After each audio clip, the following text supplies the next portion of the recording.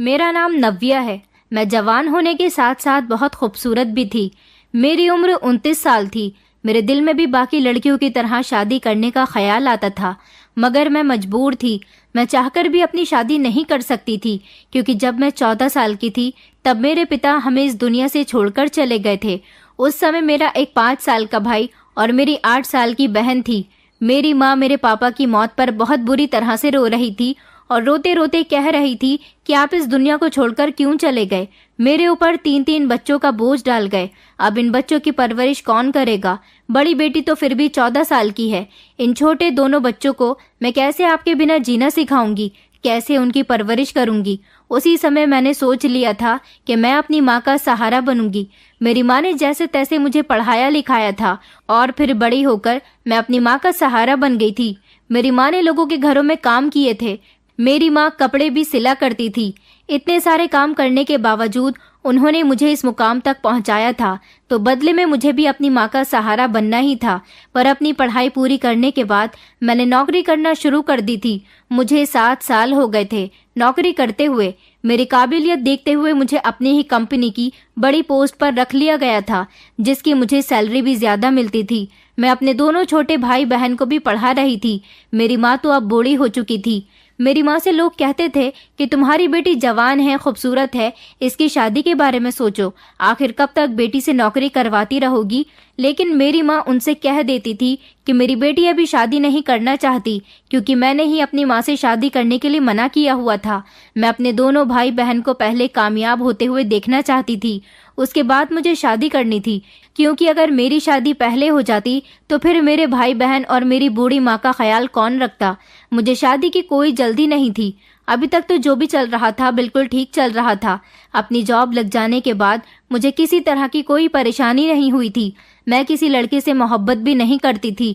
ऐसा इसलिए था क्योंकि मुझे प्यार मोहब्बत करने की फुर्सत ही नहीं थी। मैंने सुना था कि जो लोग किसी से प्यार करते हैं तो उसे वक्त और तवज्जो देते हैं, वही उनकी मोहब्बत का ठोस सबूत होता है। लेकिन मेरे पास ये सब कुछ करने के लिए भी वक्त नहीं था। मैं अपना ही ख्याल बड़ी मुश्किल से रख पाती थी। सारा दिन मुझे अपने ऑफिस में हो जाता था, मगर 7 सालों में इतना बदलाव जरूर आ गया था कि अब मैं अपनी मर्जी के मुताबिक ऑफिस जाया करती थी।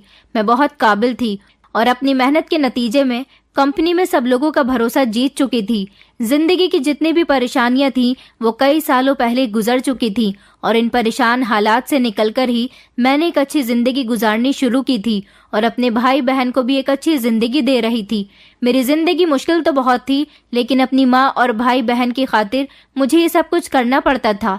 मेरी कुछ फ्रेंड्स भी थी जो मुझसे संडे के दिन मिलती थी। मेरी सारी ही फ्रेंड्स के बॉयफ्रेंड थे और वो सब उनसे प्यार करती थी और उनके साथ शादी भी करना चाहती थी। जबकि मैं उन लोगों को उनके बॉयफ्रेंड से बात करते हुए देखती तो मुझे बहुत खुशी होती थी। मन करता था कि काश मुझे भी कोई इतना ही प्यार करने वाला होता। वो मुझे अपने बॉयफ्रेंड की कुछ प्यार भरी बातें भी बताया करती थी। उनको सुन सुनकर भी मैं एक्सप्लेन किया करती थी कि काश मेरी जिंदगी में भी ये सब कुछ हो जाए तो मेरी जिंदगी भी अपनी फ्रेंड्स की तरह खूबसूरत बन जाएगी। लेकिन ऐसा तो तभी हो सकता है जब मेरी जिंदगी से सारी परेशानियां निकल जाएं। फिर मैंने सोचा था कि मुझे सब्र करना चाहिए और खुद पर काबू करना चाहिए। एक न एक दिन भगवान मेरी भी प्रार्थना जरूर सुनेंगे, मुझे भी कोई अच्छा हमसफर मिलेगा। लेकिन फिर मैं खुद से ही सवाल करती थी कि आखिर ऐसा कब होगा। मेरी उम्र अभी 29 साल है।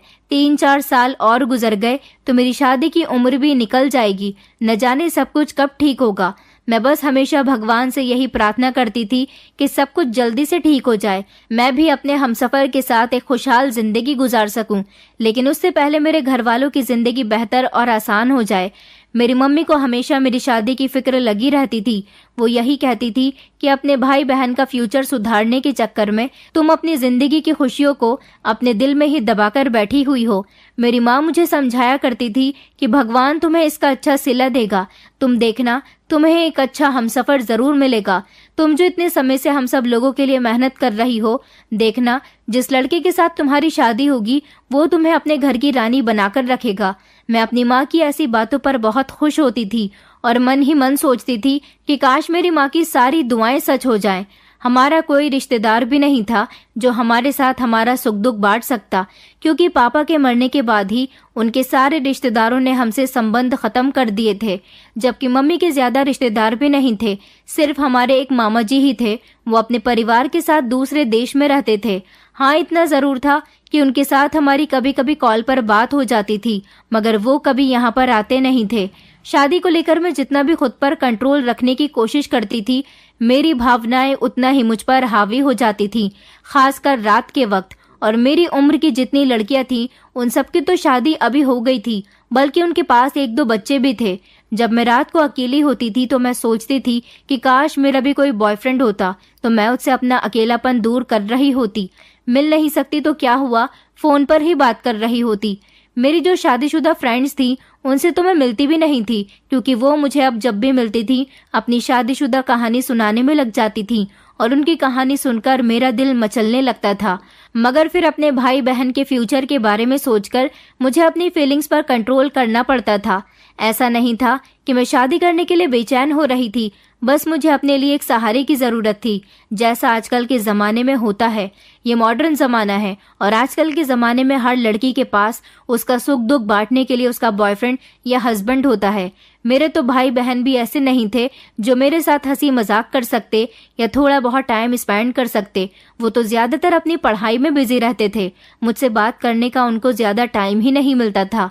मेरी बहन की ग्रेजुएशन कंप्लीट होने वाली थी, ग्रेजुएशन के बाद उसे जॉब करनी थी, जबकि भाई अभी ग्रेजुएशन कर रहा था। फिलहाल जिंदगी इसी तरह से गुजर रही थी और फिर देखते ही देखते मेरी उम्र 30 साल हो गई। मेरी मम्मी ने मुझसे कहा था कि बस, मैं तुम्हारी जिद अब आगे और नहीं मानूंगी। तुमने सारी जिंदगी हम लोगों के लिए बहुत कुछ किया, जॉब करते करते तुमने अपनी शादी की उम्र निकाल दी। जैसे ही तुम्हारी छोटी बहन की जॉब लग जाती है, मैं तुम्हारी शादी कर दूंगी ताकि तुम्हारा घर बस सके। मैंने मम्मी से कहा था कि मम्मी, सिर्फ बहन की जॉब लगने से ही कुछ नहीं होगा, अभी पहले भाई की भी जॉब लग जाए, उसके बाद मैं शादी कर लूंगी। मम्मी कहने लगी कि नहीं बेटा, ऐसे तो बहुत समय लग जाएगा। मैं मम्मी को जैसे तैसे समझा बुझाकर उन्हें शांत करवा दिया करती थी। मेरी अपनी स्कूटी थी और इस स्कूटी से मैं अपने ऑफिस का आना जाना करती थी। एक दिन मैंने देखा कि एक भिखारी काफी दिनों से हमारे मोहल्ले में भीख मांग रहा था। वैसे हमारा मोहल्ला काफी बड़ा था, मगर मैं इसे पिछले एक हफ्ते से रोजाना यहाँ पर देख रही थी। एक दिन मैं अपनी स्कूटी रोककर उसे गौर से देखने लगी। न जाने क्यों मेरे कदम उसे देखकर रुक गए थे। वो भिखारी फटे पुराने कपड़े पहना हुआ गंदे से होलिये में था। मुझे उस पर तरस आ गया। मैंने उसे आवाज देकर अपने पास बुला लिया और अपने पर्स से 100 रुपए का नोट निकालकर उसे दे दिया। मैंने उससे कहा कि अभी मेरे पास खुल्ला नहीं है, अभी यही रख लो। मेरी बात सुनकर वो मुस्कुराया और उसने उसे अपने थैले में ही वो पैसे डाल लिए। अब मैं आते जाते उस भिखारी को पैसे दे दिया करती थी। एक बार तो मैंने उसे फुटपाथ पर भी देखा था, वो वहां पर भी भीख मांग रहा था। मैं तब भी अपनी स्कूटी पर थी और रास्ते से गुजर रही थी। मैंने तब भी उसे पैसे दे दिए थे। अब ऐसा हर दूसरे तीसरे दिन होने लगा था कि जैसे ही मैं अपने घर को पहुंचती थी, वो मेरे आने से पहले ही हमारे मोहल्ले में खड़ा होकर मेरा इंतजार किया करता था। और जैसे ही वो देखता था कि मैं अपने दरवाजे पर आ गई हूँ, तो फौरन वो मेरे पास आकर मुझसे पैसे मांगता था। मैं उसे पैसे दे दिया करती थी। मगर बड़ी अजीब बात थी, वो मुझसे पैसे लेने के बाद न जाने कितनी देर तक मुझे देखता रहता था। मैं उसकी नजरों को इग्नोर करते हुए घर के अंदर चली जाती थी और फिर अगले दिन भी वो ऐसा ही करता था। मैं उसकी नजरों से बड़ी परेशान हो गई थी। समझ नहीं आ रहा था कि वो मुझे इतनी बेबस नजरों से क्यों देखता है। मैंने सोचा कि शायद वो भूखा होगा, मुझे कभी कभी उसे खाना दे देना चाहिए। इसलिए रात के टाइम पर खाना खाने के बाद जब मैंने खिड़की से नीचे की तरफ देखा तो वो मेरे घर के आसपास ही टहल रहा था। मैंने उसे आवाज लगाकर अपने दरवाजे के पास आने के लिए कहा। मैं खाना पैक करके उसे देने के लिए चली गई। मैंने जैसे ही उसे खाना दिया तो मैं फिर से चौंक गई थी, क्योंकि वो बड़ी अजीब सी नजरों से मेरे चेहरे को तके जा रहा था। बहुत देर हो गई, उसकी नजरें मेरे चेहरे से हटी नहीं रही थी। वो जिस तरह से मेरे हाथ से खाना लेने के लिए अपना हाथ आगे बढ़ाया हुआ था, उसका हाथ भी उसी तरह से था। वो अपना हाथ भी पीछे नहीं कर रहा था। मैंने उसे कहा कि क्या हुआ है, इस तरह मुझे क्यों देख रहे हो, खाना लो और जाओ यहाँ से। अचानक मेरी बात सुनकर वो होश में आया था और उसने जैसे ही खाना लिया वो पीछे पलटकर जाने लगा। मैं इतने में दरवाजा बंद कर रही थी जब उसने आगे बढ़कर फिर से पलटकर मुझे देखना शुरू कर दिया था। मुझे लगा कि ये भिखारी पागल हो गया है। ये सोचते हुए मैं दरवाजा बंद करके अपने कमरे में आ गई थी। मैं देख रही थी कि वो भिखारी अब ज्यादातर हमारे ही मोहल्ले में मुझे कहीं न कहीं नजर आ जाता था। इसलिए मैंने उससे एक दिन बात की और उससे कह दिया था कि तुम हर रोज रात का खाना हमारे घर से ले लिया करो, लगता है कि तुम कुछ ज्यादा ही गरीब हो। तो वो कहने लगा कि हाँ, मेरा यहाँ पर कोई भी अपना नहीं है, अगर आप मुझे खाना दे दिया करोगी तो आपकी बड़ी मेहरबानी होगी। मैंने कहा अच्छा ठीक है, तुम रात के टाइम पर खाना लेने के लिए आ जाना। फिर वो रात के बिल्कुल सही वक्त पर खाना लेने के लिए आ गया था। मेरी मम्मी को भी मैंने बता दिया था कि एक भिखारी है। मैंने उसे बोल दिया है कि वो रात के टाइम पर हमारे घर से खाना लेकर जाया करेगा, आप उस टाइम पर खाना पैक कर दिया करो। मम्मी कहने लगी कि चलो ये तो अच्छा हुआ, किसी भूखे को खाना खिलाना बहुत अच्छी बात है, तुमने ये काम बहुत अच्छा किया है बेटी। तभी दरवाजा बजने लगा था और मैंने खिड़की से झांक कर देखा तो वही भिखारी था। मम्मी ने जल्दी से मुझे खाना पैक करके दिया और मैं उस भिखारी को देने के लिए चली गई थी। आज जब मैंने उसे खाने का डब्बा दिया तो उसने मेरा हाथ पकड़ लिया और कहने लगा कि मुझे आपसे कुछ बात करनी है। उसके हाथ पकड़ने पर मैं बहुत घबरा गई थी। मैंने इधर उधर देखा कि वो मेरे साथ ये किस तरह की हरकत कर रहा है। उसने जब मेरे चेहरे पर डर छाया हुआ देखा तो वो कहने लगा कि आपको डरने की कोई जरूरत नहीं है मैडम, मुझे आपसे कुछ जरूरी बात करनी है। मैंने कहा क्या, तुम्हें कुछ चाहिए क्या, तुम्हें पैसों की जरूरत है या फिर और खाना चाहिए? तो फिर वो कहने लगा कि नहीं नहीं, मुझे इस तरह की आपसे कोई मदद नहीं चाहिए, बस मैं आपको अपने दिल का हाल सुनाना चाहता हूँ। मैं कहने लगी क्या मतलब है तुम्हारा, अच्छा बताओ तुम क्या कहना चाहते हो? तो वो कहने लगा कि मैं आपको पसंद करने लगा हूँ, न जाने कितने समय से मैं आपको देख रहा हूँ, आप मेरे दिल को भा गई हो। जब एक बार आपके चेहरे को देख लेता हूँ तो मन करता है कि आपके चेहरे से अपनी नजर ही न हटाऊं। उसकी बात सुनकर मुझे गुस्सा आ गया था। मैंने कहा तुम ये किस तरह की फिजूल की बातें कर रहे हो, तुम्हें शर्म नहीं आती ऐसी बातें करते हुए? होली से तो तुम गरीब लगते हो मगर बातें बड़ी रोमांटिक कर रहे हो, तुम जैसे गरीब भिखारी को ऐसी बातें करते हुए शर्म नहीं आती? तो वो कहने लगा कि शर्म तो उसे आती है मैडम जो कुछ गलत करता है, मैं कुछ गलत नहीं कर रहा, बस मुझे आपसे मोहब्बत हो गई है और मैं अपनी मोहब्बत का इजहार सीधे सीधे तरीके से आपसे कर रहा हूँ। मैंने कहा कि अपनी बकवास बंद करो और जाओ यहाँ से, अगर तुम्हें खाना चाहिए तो कल से आ जाना, वरना इस तरह की बातें करोगे तो मैं पूरे मोहल्ले में शोर मचाकर सबको बता दूंगी कि तुम मुझसे गलत बातें कर रहे हो। वो कहने लगा कि मुझे किसी से डर नहीं लगता, बस मैं आपको पसंद करने लगा हूँ, क्या आप मुझसे शादी करोगी? उसकी बात सुनकर तो मैं चौंक ही गई थी। मैं उसको इतनी बातें सुना चुकी थी, फिर भी उसके अंदर इतना कॉन्फिडेंस था कि वो मुझे हाथों हाथ शादी के लिए भी प्रपोज कर रहा था। मैंने उसको जल्दी से खाना थमाया और झटके से उसके मुंह पर ही दरवाजा बंद करके मैं अपने घर के अंदर आ गई थी। उसकी बातें मुझे बड़ी अजीब लग रही थी और सारी रात में उसकी बातों के बारे में सोच विचार करती रही थी। मैं बहुत परेशान थी। अगले दिन जब मैं ऑफिस गई तो मेरी फ्रेंड मुझसे मेरी परेशानी की वजह पूछने लगी, तो मैंने उस भिखारी वाली बात को उसे बताया। तो वो मेरी फ्रेंड कहने लगी कि मैं तुम्हें बताती हूँ कि वो भिखारी तुम्हें प्रपोज करके क्यों गया है। मैंने कहा हाँ बताओ, उसने मुझे प्रपोज क्यों किया है? तो वो कहने लगी कि तुम एक पढ़ी लिखी खूबसूरत लड़की हो, जितने भी पैसे कमाती हो उसने सोचा होगा कि मैं ऐसी लड़की को अपने प्यार के जाल में फंसा लेता हूँ और फिर वो जितना कमाकर लाया करेगी वो मेरा ही होगा और इस तरह उसे भीख भी मांगना नहीं पड़ेगा, वो तुम्हें बेवकूफ समझ रहा है। मैंने कहा हाँ तुम सही कह रही हो, भला उस भिखारी को बेवकूफ बनाने के लिए मैं ही मिली थी? उसे क्या लगता है कि उस भिखारी के साथ में शादी करने के लिए तैयार हो जाऊंगी? तुम देखना वो बड़े गंदे से हुलिये में आता है, मैं क्या, उसे कोई भी लड़की घास नहीं डालेगी। मेरी फ्रेंड कहने लगी अगर आगे से वो आकर तुमसे यही सब कुछ कहे तो उसको धमकी दे देना कि तुम पुलिस में उसकी रिपोर्ट दर्ज करवा दोगी, फिर वो खुद ही डर जाएगा। मैंने कहा हाँ तुम बिल्कुल ठीक कह रही हो, मैं ऐसा ही करूंगी। मुझे अपनी दोस्त की बात समझ आ गई थी और अब मुझे मतलब समझ आया था कि वो भिखारी मुझे प्रपोज करके क्यों गया था। वो ना जाने इस तरह मोहल्ले की कितनी लड़कियों को अपनी बातों में लेता होगा, मगर मैं उसकी बातों में आने वाली नहीं थी। अगले दिन जब वो भिखारी आया और मैं उसे खाना देने गई तो उसने फिर से मुझसे वही बात दोहराई थी। इस बार मैंने तेज आवाज में उससे कहा था कि तुम भिखारी हो इसलिए तुम्हें छोड़ रही हूँ, अगर तुम्हारी जगह कोई और होता तो इसी समय शोर मचाकर मोहल्ले वालों से उसकी पिटाई करवा देती। खामोशी से यहाँ से चले जाओ, इससे पहले मैं कोई गलत कदम उठा लूं। मगर ये देखकर मैं दंग रह गई थी कि वो मेरी बात सुनकर हंसने लगा था। उसने कहा था कि मैं किसी से भी नहीं डरता, मुझे सिर्फ तुमसे मोहब्बत है। तुम मुझे घुमा फिराकर जवाब मत दो, डायरेक्टली मुझे बता दो कि तुम मुझसे प्यार करती हो या नहीं। मैंने उससे कहा कि तुम बड़ी पहुंची हुई चीज हो, मुझे तुम्हारी हकीकत के बारे में पता चल गया है। जब मैंने उसे ये बात कही तो अचानक उसके चेहरे के एक्सप्रेशन बदल गए थे और वो कहने लगा कि तुम्हें मेरे बारे में आखिर क्या पता चल गया। मैंने कहा कि मैं सब कुछ जानती हूँ कि तुम कौन हो और तुम्हारे दिमाग में क्या चल रहा है। मेरी इस बात पर फिर से उसने मुझे चौंक कर देखा था। वो कहने लगा कि तुम क्या कहना चाहती हो और क्या जानती हो तुम मेरे बारे में, जरा मुझे भी तो बताओ। मैंने कहा कि तुम मुझे बेवकूफ बनाने की कोशिश कर रहे हो।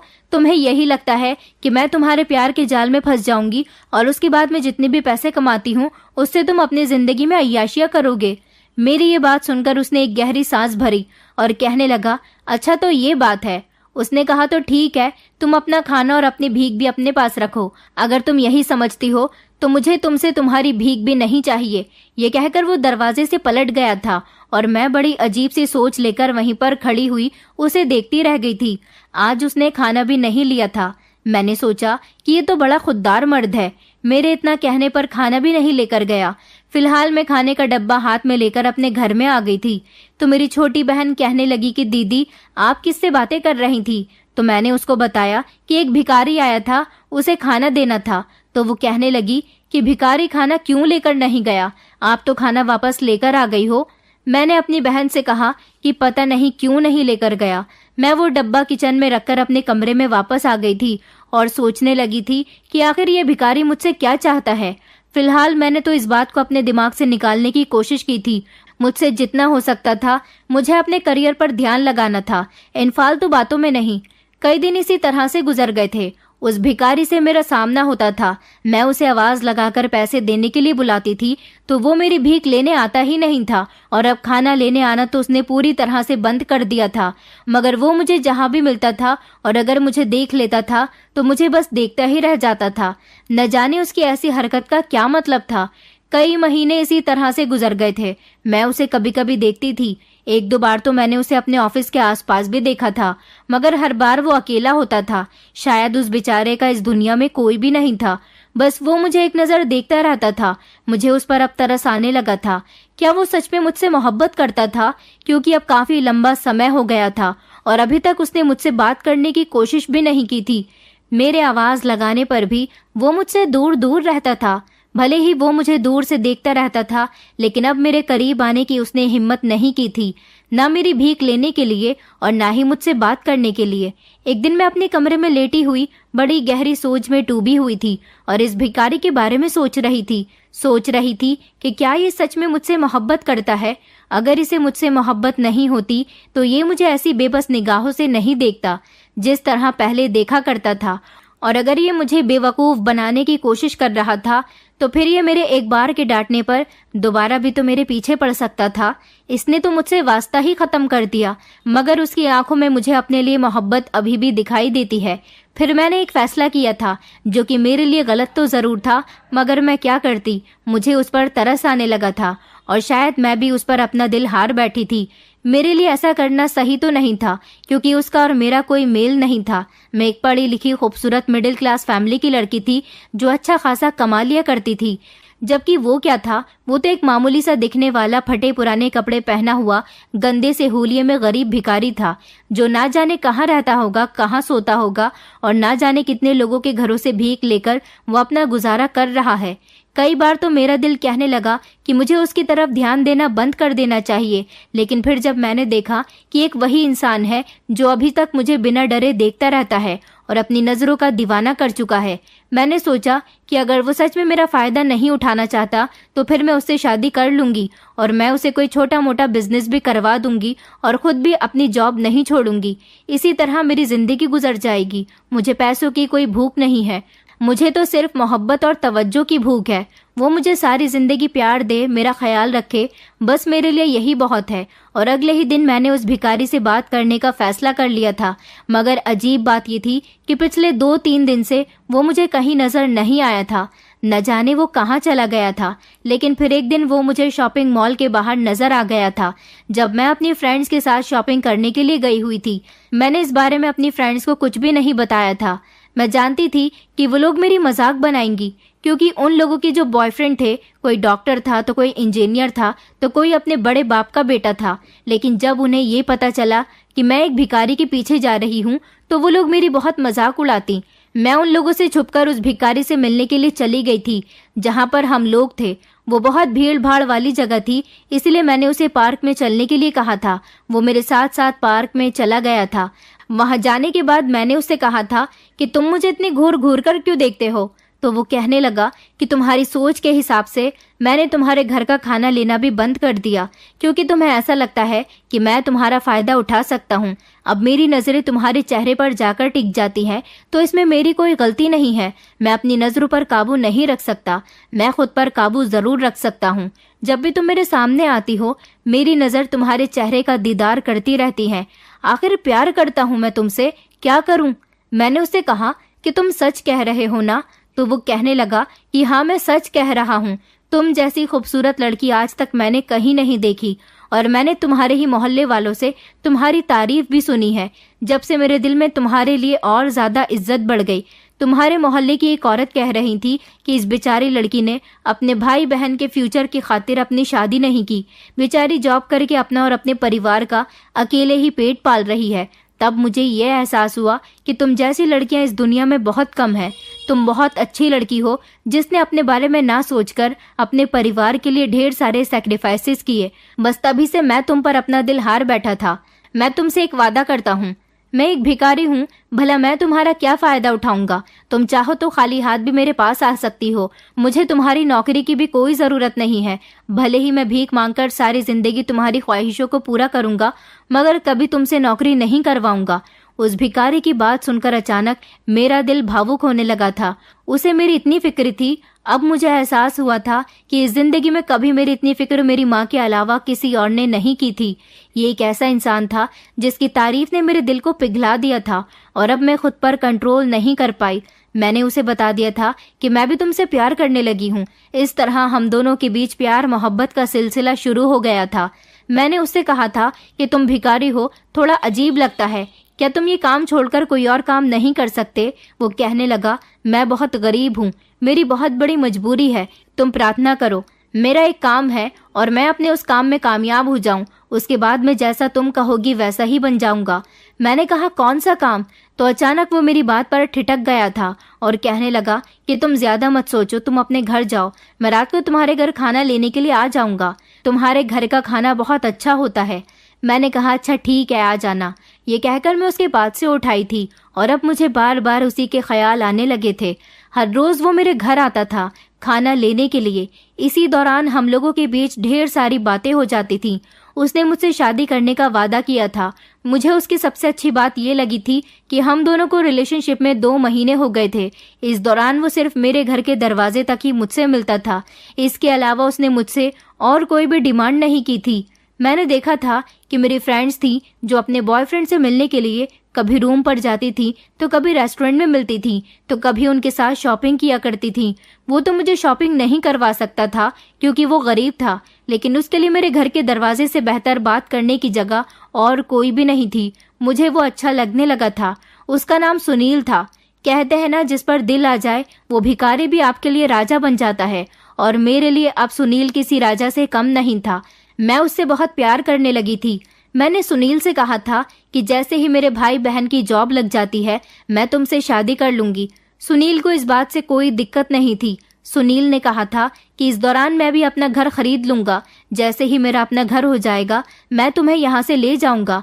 सुनील कहता था कि जैसा तुम कहोगी वैसा ही होगा, तुम किसी की बात की फिक्र मत करो। इसी तरह कई महीने गुजर गए थे और हम दोनों की मोहब्बत के बारे में किसी को कुछ पता नहीं था। मैंने सोच लिया था कि जैसे ही मेरे दोनों भाई बहन जॉब पर लग जाएंगे मैं घर में पैसे देना बंद करके अपने पैसे सुनील को दिया करूंगी, ताकि वो अपना बिजनेस कर सके और भिखारी बनकर भीख मांगनी बंद कर दे, क्योंकि किसी भिखारी से तो मेरी मम्मी मेरी शादी नहीं करवा सकती। मैं तो सुनील से प्यार में डूबती चली गई थी और उसकी पूरी तरह से दीवानी हो गई थी। मैं अपनी जिंदगी में बहुत खुश थी, क्योंकि मेरी फिक्र करने वाला और मुझसे बातें करने वाला मुझे एक ऐसा इंसान मिल गया था जो मेरे हर सुख दुख का साथी था। लेकिन शायद कुछ दिनों बाद मेरी इस खुशी को नजर लग गई थी। सुनील ना जाने कहाँ चला गया था। वो एक दिन जब मुझे दिखाई नहीं दिया तो मुझे लगा कि शायद वो अपने किसी रिश्तेदार के यहाँ चला गया है या फिर उसकी तबीयत खराब हो गई होगी। मगर वो तो कई दिन तक नहीं आया था और मैं उसके लिए बहुत परेशान हो गई थी। न जाने वो मुझसे प्यार मोहब्बत के वादे करके कहाँ चला गया था। मैं उसे ढूंढते ढूंढते थक गई थी। पूरे 1 महीना मैं उसके लिए परेशान रही थी। जहाँ जहाँ पर वो मुझे अब तक मिल चुका था मैं उस जगह पर गई थी, लेकिन सुनील तो जैसे इस दुनिया से गायब ही हो गया था। उसका तो नामो निशान भी मुझे नहीं मिल रहा था। मैं उसके लिए बहुत रो रही थी, तड़प रही थी। मुझे नहीं पता था कि वो मुझे इस तरह भी छोड़कर जा सकता है। काफी दिनों तक तो मैं यही सोचती रही कि हो सकता है उसकी कोई इमरजेंसी हो, मगर इमरजेंसी कितने दिनों तक की हो सकती है। उसे तो कुछ ज्यादा ही समय लग गया था। मेरे पास उसका न कोई एड्रेस था और ना ही कोई कांटेक्ट नंबर था, ना ही कोई ऐसा इंसान था जिसके थ्रू मैं सुनील का इन्फॉर्मेशन निकाल सकती थी।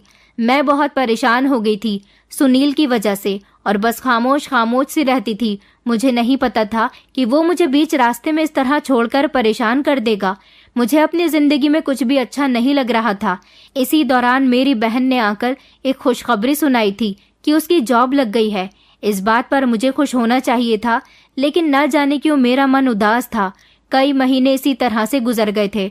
मेरी आंखों में अभी भी सुनील की तलाश थी, मगर वो नहीं आया था और अब मुझे यही लगने लगा था कि वो मुझे धोखा देकर चला गया। उसने मुझसे प्यार मोहब्बत के दावे किए और अब वो ना जाने कहाँ गायब हो गया। मगर फिर मैं ये भी सोचा करती थी कि उसने मेरे साथ कभी कुछ गलत नहीं किया। इसे धोखा नहीं कहते। धोखा तो उसे कहते हैं जब कोई लड़का किसी लड़की का गलत फायदा उठाता है। उस बेचारे ने तो कभी मुझसे अकेले में बात भी नहीं की थी। वो मेरे दरवाजे पर खड़े होकर मुझसे बातें करता था और कोई आसपास के मोहल्ले का गुजर कर आता जाता था तो वो खामोश हो जाता था ताकि मेरे कैरेक्टर पर लोग सवाल न उठा सके। तो फिर वो कहाँ चला गया था? ये सवाल मैं अपने आप के अलावा किसी से भी नहीं कर सकती थी, क्योंकि सुनील के बारे में मैंने किसी को भी कुछ नहीं बताया था। इसी तरह सुनील का इंतजार करते करते मुझे पूरे 8 महीने गुजर गए थे और अब मेरी आंखों ने उसकी तलाश करना छोड़ दिया था।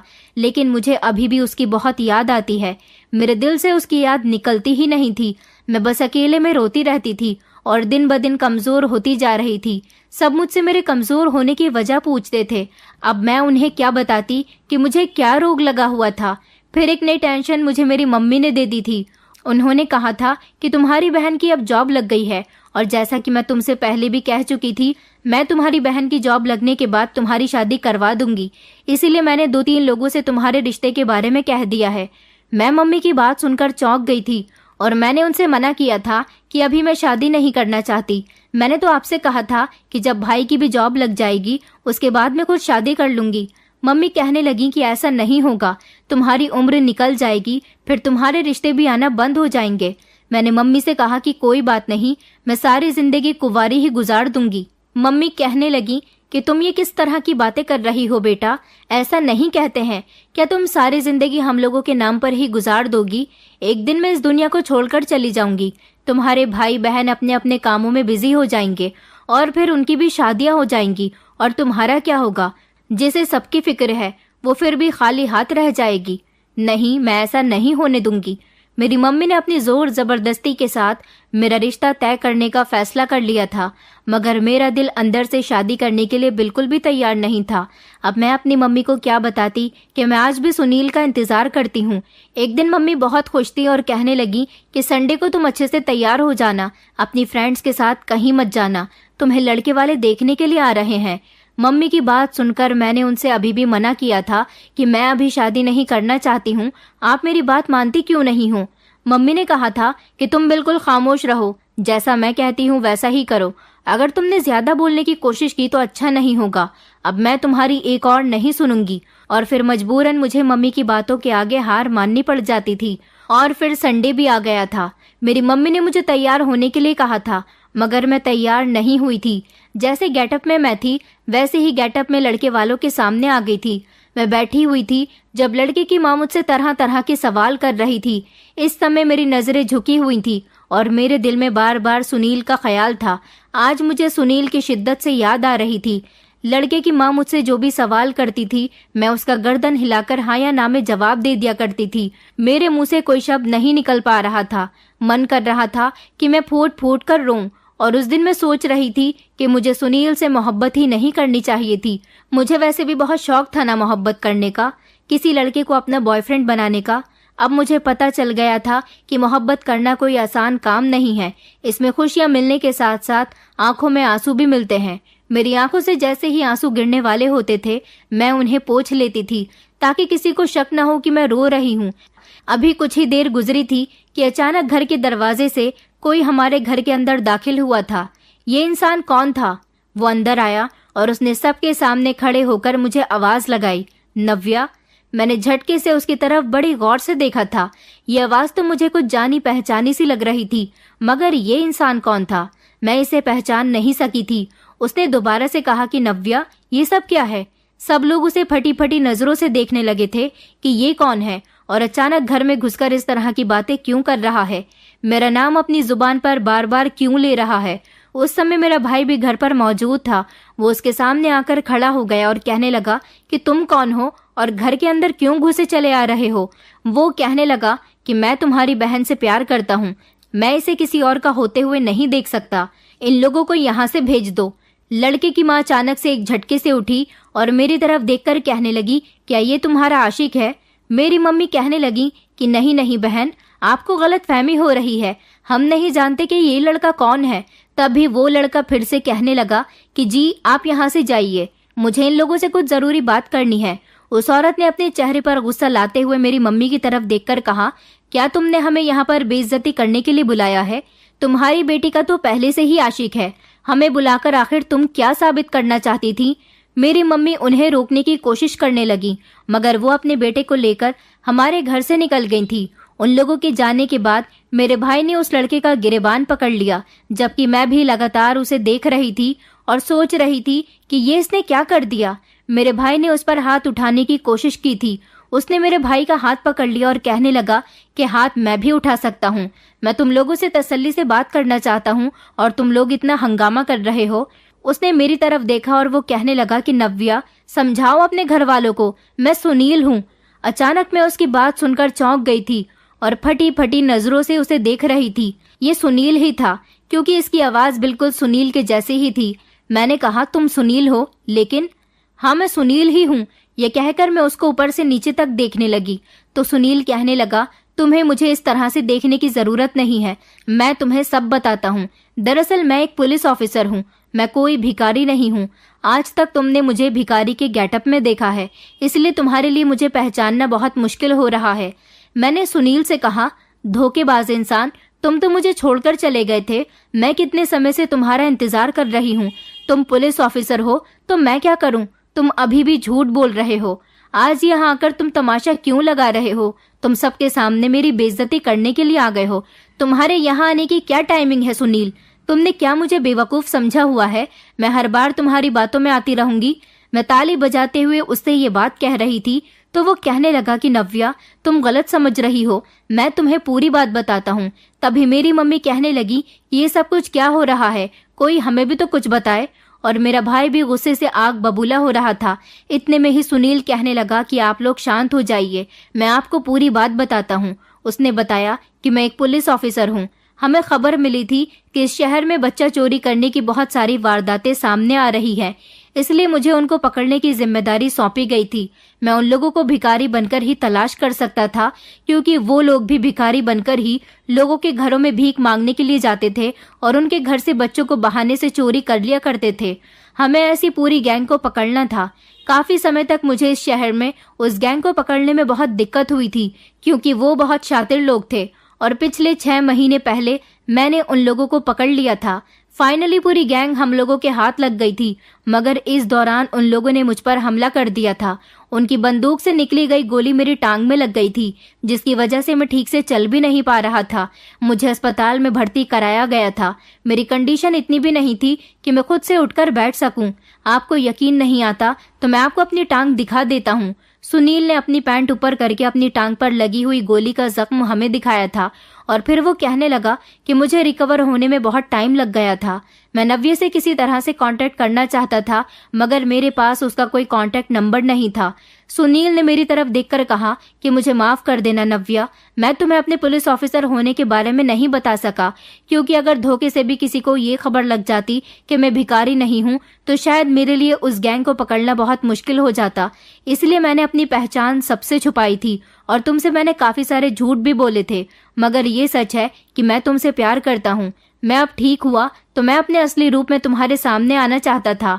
आज मैं तुमसे मिलने के लिए तुम्हारे घर आ रहा था, तब मैंने घर से बाहर बड़ी सी गाड़ी खड़े हुए देखी। मैंने सोचा कि ना जाने ये गाड़ी तुम्हारे दरवाजे पर क्यों खड़ी है, इसलिए मैंने आसपास के लोगों से पूछा तो उन्होंने बताया कि आज तुम्हें लड़के वाले देखने के लिए आ रहे हैं। ये बात सुनकर मुझसे रहा नहीं गया और मैं एकदम ही अंदर आ गया और उन सब लोगों के सामने ये सब हो गया। प्लीज मुझे माफ कर देना आप सब लोग। मैं जानता हूँ कि मेरी वजह से आप लोगों की बेइज्जती हुई है, मगर मैं क्या करूँ। मैं नव्या से बहुत प्यार करता हूँ। जब मुझे पता चला कि उसको लड़के वाले देखने आ रहे हैं तो मैं अपना गुस्सा कंट्रोल नहीं कर सका। मैं आप लोगों को भरोसा दिलाता हूँ कि मैं एक बहुत अच्छा इंसान हूँ और आपकी बेटी को सारी जिंदगी बहुत खुश रखूंगा। सुनील की बात पूरी हो गई थी। मेरी आंखों में आंसू थे। मैं कुछ बोल नहीं पा रही थी। तभी मेरी मम्मी ने मेरी तरफ देखा और कहने लगी, क्या ये लड़का सब कुछ सच कह रहा है? मैंने अपनी मम्मी से गर्दन हाँ में हिलाते हुए कहा तो मम्मी कहने लगी, क्या तुम भी सच में मेरी बेटी से प्यार करते हो? तो वो कहने लगा कि जी हाँ, अगर आपको अभी भी कोई शक है तो मैं अपने पेरेंट्स को यहाँ लेकर आता हूँ और आप मेरी इन्फॉर्मेशन पुलिस स्टेशन से भी निकलवा सकती हैं। मैं अपने पुलिस स्टेशन का सीनियर ऑफिसर हूँ। भिखारी बनने के दौरान